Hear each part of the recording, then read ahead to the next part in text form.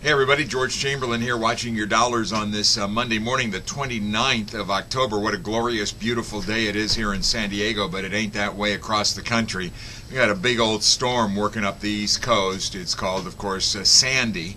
And by the way, every time I hear Sandy, I think about the song from Grease that John Travolta sang, but that's a whole nother thing altogether. This obviously is wreaking havoc along the coast, and in anticipation of big things to come in NYC, the New York Stock Exchange and other major indexes have been shut down today.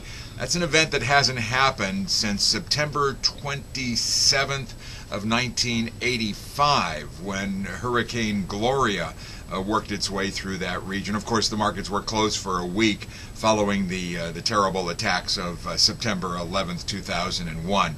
Looks like there's probably a pretty darn good chance that the markets will be closed again tomorrow. The storm is really expected to hit the New York area about 8 o'clock New York time today in the evening. So it's a slow storm. It sits in one spot for a long time. Here's the problem, the surge. It's called the surge.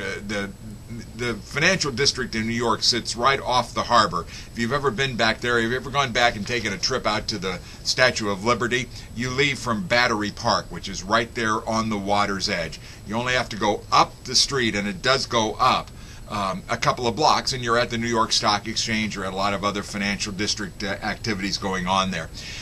You're also at the first main entrance to the subway system there, and that's one of the big problems. That water's going to move into the subway system. They've shut down the transit system in New York because that water's going to get in there. And remember, that system runs totally on electricity.